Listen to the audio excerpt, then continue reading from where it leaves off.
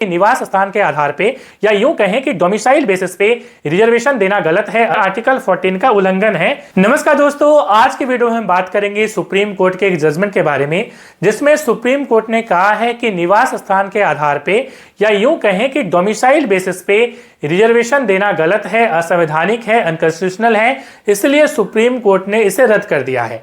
तो ये मामला क्या है, इसका इम्पैक्ट जो है वो नीट पीजी एडमिशन में कैसे पड़ेगा, साथ ही साथ अलग अलग जितने भी यहाँ पे चाहे वो जॉब हो अलग अलग स्टेट्स के, चाहे झारखंड हो, बिहार हो, कहीं भी, उसमें इसका क्या इम्पैक्ट पड़ेगा, उसके लिए क्या संवैधानिक प्रावधान है, इस पे हम पूरी चर्चा करेंगे। आर्टिकल्स वगैरह सारी चीजें यहाँ पे हम डिस्कस करेंगे। देखिए मामला क्या है। दरअसल आपको मालूम है कि हमारे देश में क्या होता है कि डॉक्टर के एडमिशन के लिए एक एग्जाम होता है नीट का, ठीक है। तो नीट में एक एग्जाम जो है नीट पीजी का होता है, ठीक है। नीट का पीजी का एग्जाम होता है बेसिकली। और पीजी का मतलब क्या होता है? पीजी का मतलब होता है पोस्ट ग्रेजुएट, मतलब मास्टर डिग्री, ठीक है। जैसे मेडिकल साइंस में आपने सुना होगा एमबीबीएस, तो ये एमबीबीएस जो डिग्री है ये ग्रेजुएशन की डिग्री है। जैसे हम लोग बीएससी करते हैं, बीकॉम करते हैं, बीए करते हैं, उसी प्रकार की ये मेडिकल साइंस में जो है डिग्री है। और इसके बाद जो है लोग करते हैं पीजी, ठीक है, पोस्ट ग्रेजुएट करते हैं। तो उसी के लिए नीट का एग्जाम होता है, और एग्जाम जब होगा तो उसमें रैंक आता है, ठीक है। अब इस रैंक में क्या होता है, इस रैंक के थ्रू एडमिशन होता है पूरे देश में, ठीक है। जैसे एम्स में एडमिशन हुआ या अलग अलग जितने भी मेडिकल कॉलेज होते हैं उसमें एडमिशन होता है, ठीक है। अब अलग अलग स्टेट में मेडिकल कॉलेज की संख्या अलग अलग है। जैसे बिहार में होगा, झारखंड में होगा, हरियाणा में होगा, इस तरह से अलग अलग स्टेट में अलग अलग जो है नंबर्स ऑफ मेडिकल कॉलेज होते हैं, ठीक है। अब जैसे मान लीजिए एग्जाम्पल के तौर पर बिहार में कोई मेडिकल कॉलेज है, ठीक है, कोई झारखंड में मेडिकल कॉलेज है, कोई मान लीजिए यहाँ पे महाराष्ट्र में है, ठीक है, और मान लीजिए कोई यूपी में है। तो ये अलग अलग मेडिकल कॉलेज हैं। इन मेडिकल कॉलेज में क्या होता है, दो प्रकार के कोटा होते हैं। एक कोटा होता है ऑल इंडिया कोटा, इसे कहते हैं AIQ, और दूसरा होता है स्टेट कोटा, ठीक है। इसका मतलब क्या है? इसका मतलब ये है कि इसमें बेसिकली नीट का जो रैंक होता है, ठीक है, ऑल इंडिया रैंक होता है वो, उसके थ्रू जो है एक एडमिशन होती है 50%। मान लीजिए किसी मेडिकल कॉलेज में 100 सीट है, तो 100 सीट में 50 सीट जो है वो ऑल इंडिया जो रैंक है नीट का, उसके थ्रू ऑल इंडिया कोटा के थ्रू भरा जाएगा। और इसकी जो 50% सीट है, मतलब 50 सीट जो है वो स्टेट कोटा के तहत भरा जाएगा। और स्टेट कोटा का मतलब क्या है?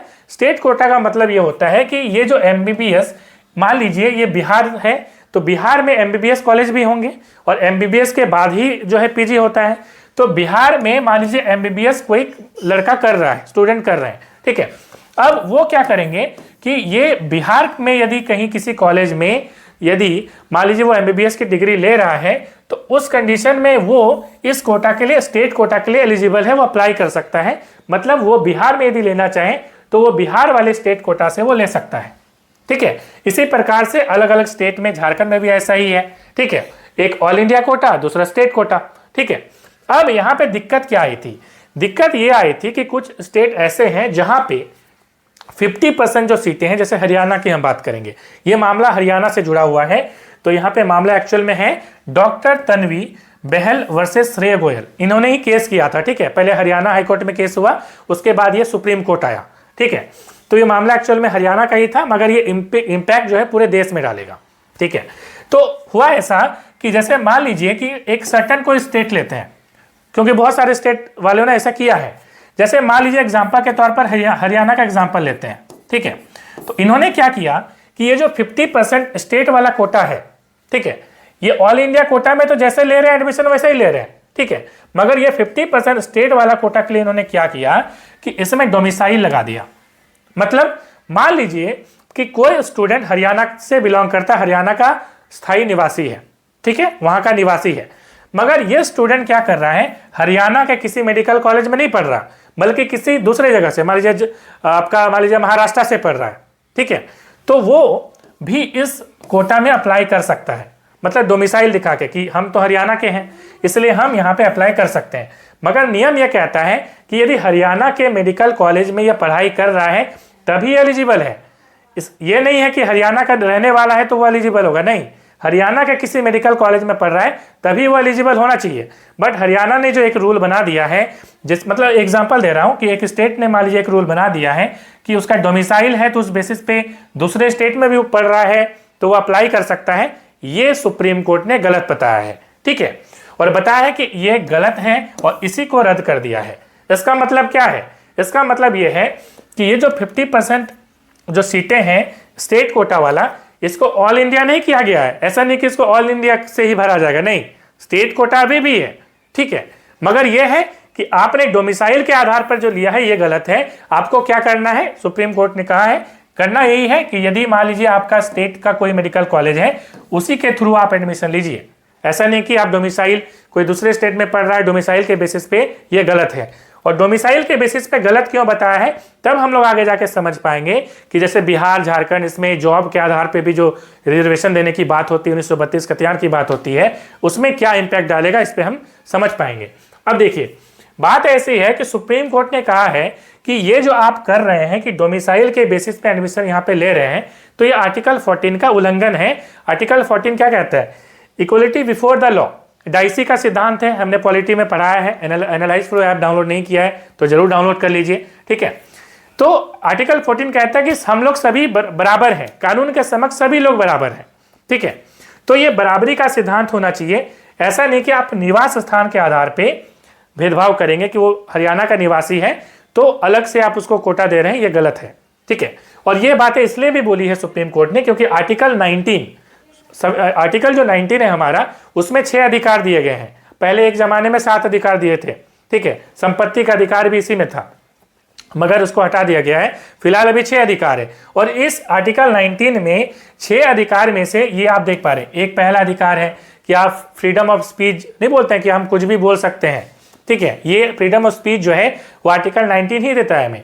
उसी प्रकार से आर्टिकल 19 में ये 6 अधिकार दिए गए हैं, जिसमें हमारा काम का अधिकार अभी फिलहाल है रेसिडेंस वाला।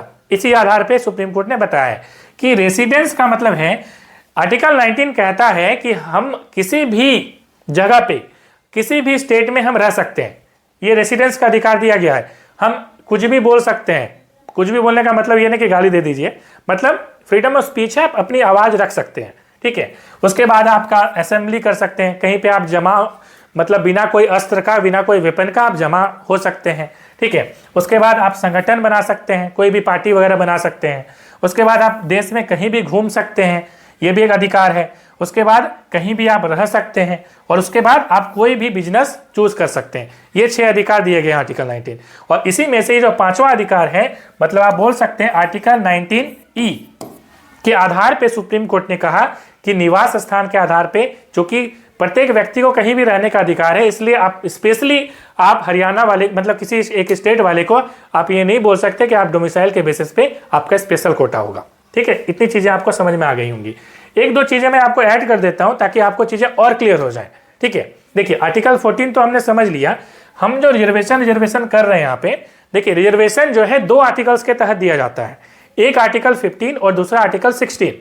आर्टिकल 15 में जो रिजर्वेशन दिया जाता है, आर्टिकल 15 ये रिजर्वेशन दिया जाता है एजुकेशनल इंस्टीट्यूशन के लिए, मतलब कोई भी स्कूल कॉलेज इसमें जो एडमिशन होता है, जैसे नीट पीजी वाला हो रहा है, ठीक है। इसी प्रकार से कोई भी आप एडमिशन किसी डिप्लोमा कॉलेज में, बीटेक कॉलेज में एडमिशन जो लेते हैं, तो उसमें आर्टिकल 15 में लिखा हुआ है कि इसमें SC ST OBC EWS इन लोगों को रिजर्वेशन दिया जा सकता है, महिलाओं को भी रिजर्वेशन दिया जा सकता है, ठीक है।